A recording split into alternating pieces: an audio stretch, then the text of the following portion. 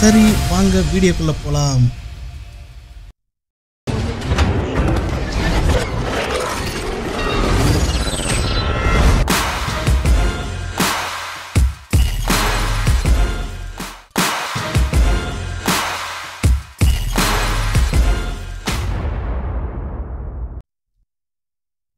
Industrial valves. What is a valve? Valve என்பது liquid R கேஸை ஒரு இடத்துலேருந்து இன்னொரு இடத்துக்கு கடத்துவதற்கு அதோட பாதைகளை திறப்பதன் மூலமும் மூடுவதன் மூலமும் இல்லைன்னா பார்ஷியலாக அதாவது பகுதியளவு தடை செய்வதன் மூலம் இந்த திரவத்தின் ஓட்டத்தை ஒழுங்குபடுத்துவதற்கும் அப்புறம் அதை கண்ட்ரோல் பண்ணுறதுக்கும் பயன்படுத்தக்கூடிய ஒரு சாதனமாக இந்த வால்வு பயன்படுத்தப்படுகிறது நம்ம இண்டஸ்ட்ரியில். வால்வ்ஸ் ஃபங்க்ஷன்ஸ், அதாவது இந்த வால்வோட ஃபங்க்ஷன் என்னென்ன அப்படின்னா, இந்த லிக்யூட் இல்லைன்னா இந்த கேஸ் இருக்குது பார்த்தீங்களா, அதோட ஃப்ளோவை ஸ்டாப் பண்ணுறது, அப்புறம் ஓப்பன் பண்ணி விடுறது, அப்புறம் குறிப்பிட்ட அளவு அமௌண்ட்டை மட்டும் அனுப்பி விடுறதுக்கும், அப்புறம் ஒரு டைரெக்ஷன்லேருந்து இன்னொரு டைரெக்ஷனுக்கு மாற்றி விடுறதுக்கு, அப்புறம் ப்ரெஷரை ரெகுலேட் பண்ணுறதுக்கு, அதுக்கப்புறம் ஒரு சில எக்யூப்மெண்ட்டில் இல்லைன்னா பைப்பிங்கில் ஓவர் ப்ரெஷர் ஆகிடுச்சுன்னா அதை கண்ட்ரோல் பண்ணி அந்த லெவல் ப்ரெஷரை கண்ட்ரோல் பண்ணி லெவல் குறைச்சி விடுறதுக்கு இல்லைன்னா ஃப்ளேயில் அனுப்பி விடுறதுக்கும் இந்த வால்வோட ஃபங்க்ஷன்ஸ் பயன்படுது. சரிங்களா? ஸோ பெரும்பாலும் இதனோட அடிப்படையில் மட்டும்தான் நம்ம ஃபீல்டில் பயன்படுத்துகிறாங்க. அதுக்கப்புறம் என்ன அப்படின்னா, இந்த வால்வை ஒரு சில மெக்கானிசம் மூலமாக கிளாசிஃபிகேஷன் பண்ணி வச்சுருக்காங்க. அது எதன் அடிப்படையில் பண்ணியிருக்காங்க அப்படின்னா, mechanical motion based on mechanical motion, அதாவது லீனியர் மோஷன் வால்வ்ஸ் சொல்லுவாங்க. இதெல்லாம் என்னென்ன வால்வ் அப்படின்னா, கேட் வால், க்ளோ வால், டயஃப்ரம் வால், பிஞ்ச் வால்வ்ஸ். இதெல்லாம் எப்படின்னா, நம்ம வால்வ் ஆப்ரேட் பண்ணும்போது அதோட ஸ்டெம் மேலேயும் கீழேயும் போயிட்டு வர்றதுனால, ஒரே நேர்கோட்டில் போயிட்டு வரதுனால இதை லீனியர் மோஷன் வால்வ்ஸ்னு சொல்கிறாங்க. ஸோ இந்த பிக்சரை பார்த்தா உங்களுக்கு தெரியும், அதோட ஸ்டெம் மேலேயும் கீழேயும் போயிட்டு வந்துட்டு இருக்கும். ஸோ இதை லீனியர் மோஷன் வால்வ்ஸ் அப்படின்னு சொல்கிறாங்க. அடுத்தது பார்த்துக்கிட்டிங்கன்னா ரோட்டரி மோஷன் வால்வ்ஸ். இந்த ரோட்டரி மோஷன் வால்வ்ஸ் அப்படிங்கிறது என்ன அப்படின்னா, இதோட வால்வு அந்த பால் இல்லைன்னா டிஸ்க் இருக்குது பார்த்தீங்களா, அது க்ளோஸ் பண்ணும்போதும் ஓப்பன் பண்ணும்போதும் ஆங்குலர் இல்லைன்னா சர்க்குலர் ரொட்டேஷனில் இது ஆப்ரேட் ஆகும். ஓகேங்களா? நம்ம ஹேண்டில் க்ளோஸ் பண்ணும்போதும் ஓப்பன் பண்ணும்போதும் கீழே உள்ள டிஸ்க் இல்லைன்னா பால் அது ரொட்டேஷன் ஆகி அதை க்ளோஸ் அண்டு ஓப்பன் பண்ணிவிடும். ஸோ இதை ரோட்டரி மோஷன் வால்வ்ஸ்னு சொல்கிறாங்க. படத்தில் பார்த்தா உங்களுக்கு புரியும். அடுத்தது பார்த்திங்கன்னா குவார்ட்டர் டர்ன் வால்வ்ஸ் அப்படிங்கிறாங்க.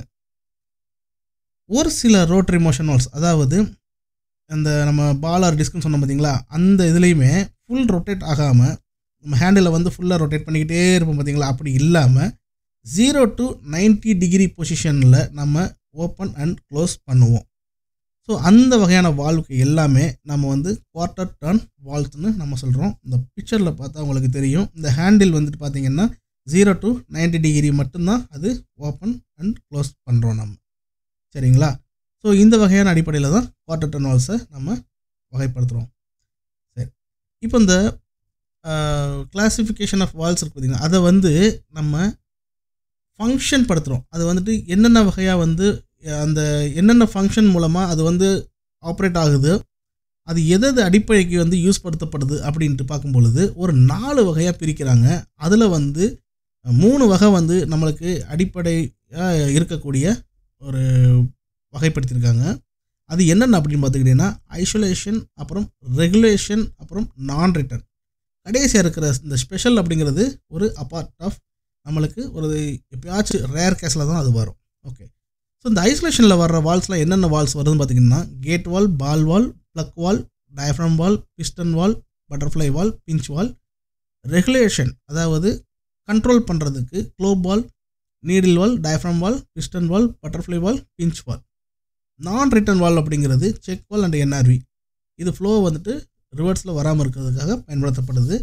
அடுத்து இந்த ஸ்பெஷல் வால் அப்படிங்கிறது மல்டி போர்ட் வால், ஃப்ளோட் வால், ஃபுட் வால், ப்ரெஷர் ரிலீஃப் வால், ஃப்ளஷ் பாட்டம் வால், லைன் பிளைண்ட் வால்.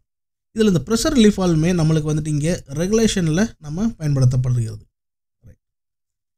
ஸோ இப்போ இந்த டைப் ஆஃப் வால்ஸ் ஒரு 10-11 வகையான டைப் ஆஃப் வால்வு தான் நம்ம இண்டஸ்ட்ரியில் அதிகமாக யூஸ் படுத்தப்படுறோம். அதை மட்டும் நம்ம இன்றைக்கி பார்க்கலாம். அது என்னென்ன அப்படின்னா, glow wall, gate wall, plug wall, ball valve, needle valve, butterfly valve, diaphragm valve, pinch valve, check valve or NRV, and safety valve or relief valve. Right. இப்போ இந்த டைப்ஸ் ஆஃப் வால்வை பிக்சரோட நம்ம பார்க்கலாம்.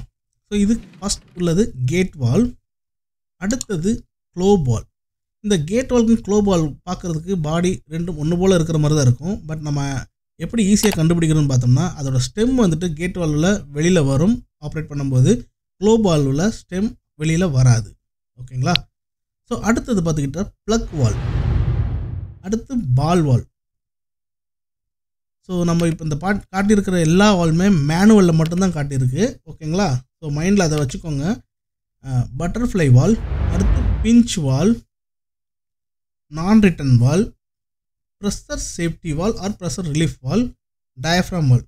ஸோ இப்போ நான் காட்டியிருக்க எல்லா வால்வுமே ஒரு டைப் ஆஃப் வால்வ் மட்டும் தான் காட்டியிருக்கேன். இதுலேயே நிறைய விதமான ஒரு ஃப்ளான்ச் வந்து மாறி வரும், ஒரு சில ஃப்ளான்ச் இருக்காது.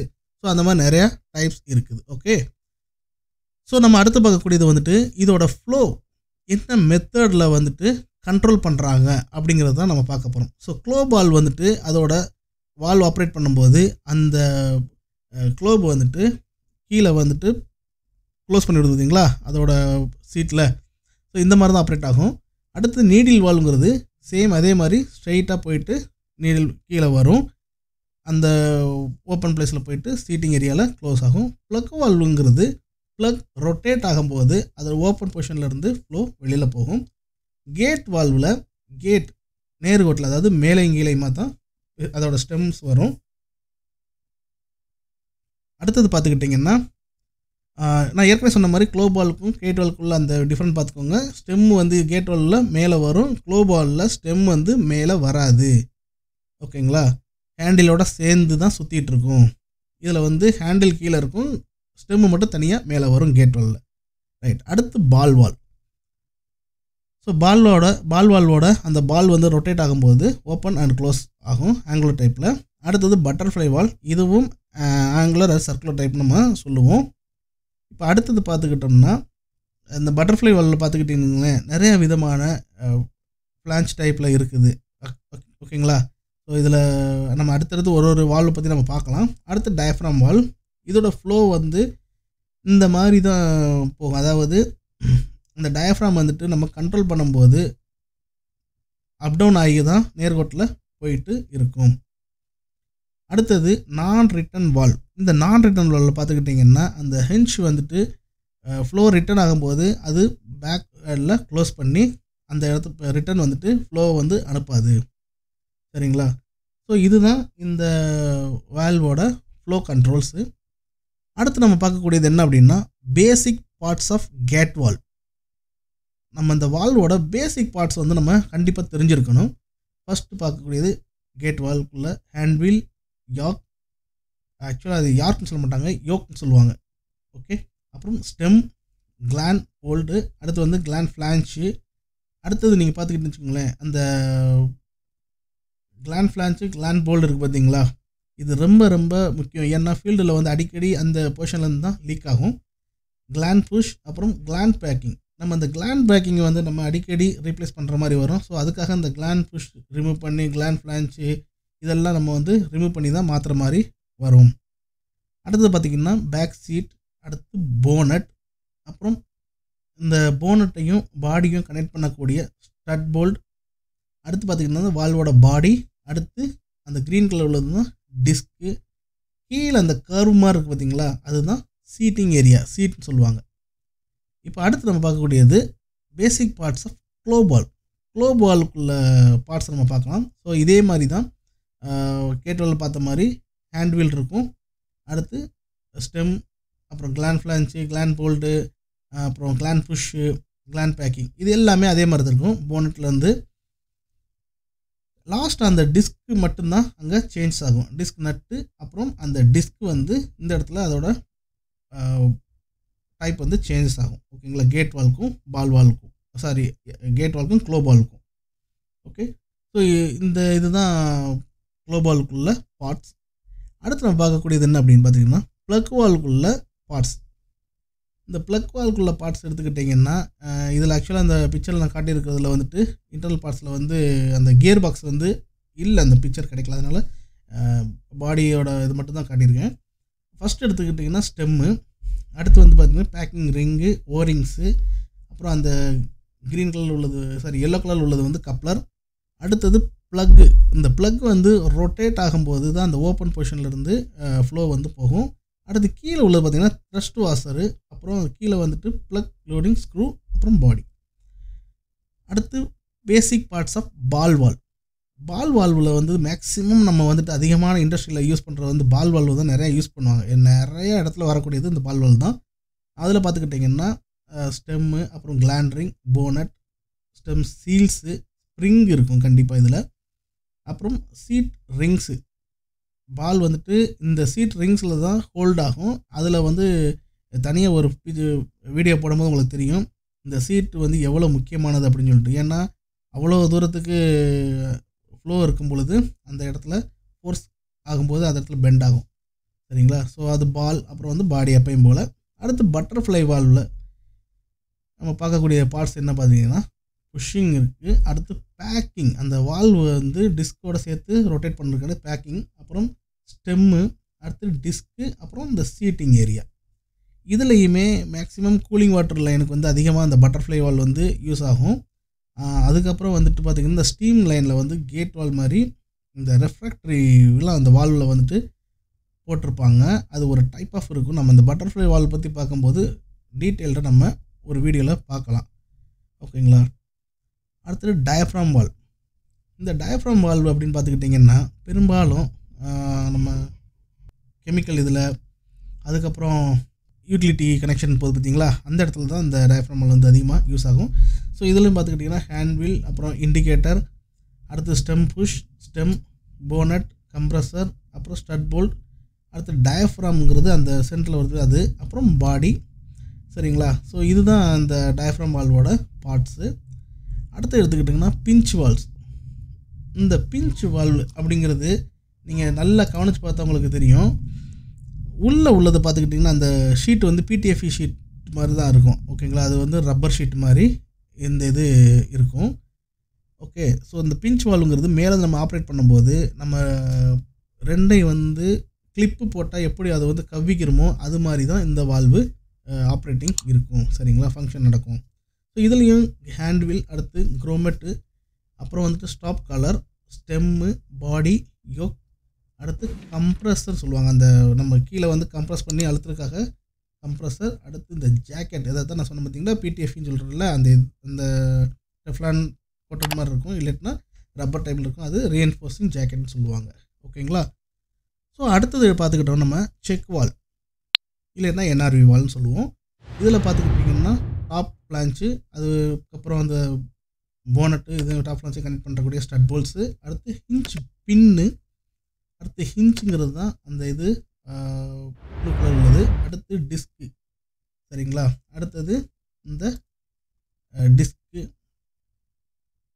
அப்புறம் பாடி. இந்த ஃப்ளோ வந்துட்டு ரிட்டர்ன் ஆகும்போது இந்த ஹிஞ்ச் வந்துட்டு ஃப்ளோவில் வந்துட்டு டச் பண்ணி நம்ம சீட்டிங் ஏரியா மூலமாக சீட்டிங் ஏரியாவில் போய் இது க்ளோஸ் ஆகிக்கிறோம். சரிங்களா? ஸோ இது பெரும்பாலும் பம்புக்கோட இந்த இதில் வந்துட்டு டிஸ்சார்ஜ் லைனில் வந்து இந்த என்ஆர்வி வந்துட்டு நீங்கள் பார்க்கலாம். அடுத்தது பார்த்துக்கிட்டிங்கன்னா பிஎஸ்வி. இந்த பிஎஸ்வி அப்படிங்கிறது ஒரு பெரிய வீடியோவே இருக்குதுங்க. ஏன்னா இது வந்துட்டு இந்த பார்ட்ஸில் வந்துட்டு ஒன்று ரொம்ப ரொம்ப இம்பார்ட்டண்ட்டான ஒன்று. நிறையா டைப் ஆஃப் மெட்டீரியல் வந்து அதிகமாக யூஸ் படுத்துவாங்க இந்த பிஎஸ்வி அண்ட் பிஆர்வியில். ஓகேங்களா? ஃபஸ்ட்டு உள்ளது cap, stem, compression screw, compression nut, bonnet, spring. அடுத்து பார்த்துக்கிட்டிங்கன்னா போனட்டு, ஸ்ப்ரிங்கு, அடுத்து கைடு, அந்த ப்ளூ கலர் உள்ளது வந்து கைடு, அடுத்து டிஸ்க்கு. ஓகேங்களா? ஸோ டிஸ்க் ஹோல்டர், இந்த மாதிரி இந்த பிஎஸ்சியில் வந்து வரக்கூடிய பார்ட்ஸ் தான் நம்ம வந்துட்டு பிஆர்விலே வரும். பட் ரொம்ப ரொம்ப இம்பார்ட்டண்ட்டான இந்த பிஎஸ்வி வால்ஸு அதிகமான ப்ரெஷர் இருக்கிற இடத்துல வந்து இந்த பிஎஸ்சி வந்துட்டு கண்டிப்பாக போட்டிருப்பாங்க. ஏன்னா இந்த பிஎஸ்வி இருக்கிறதுனால என்ன ஆகும் அப்படின்னா, இன்கேஸ் ஃப்ளோ ப்ரெஷர் வந்துட்டு அதிகமான ப்ரெஷர் வந்துட்டு நம்ம டிசைன் ப்ரெஷரோட அதிகமாக ஆயிடுச்சுன்னா அது ஆட்டோமேட்டிக்காக அந்த பாப்பப் ஆகி அந்த ப்ரெஷரை வந்துட்டு ஃப்ளோவை வந்து நீங்கள் டைரெக்டாக ஃப்ளேயருக்கு அனுப்பி விட்டுரும்.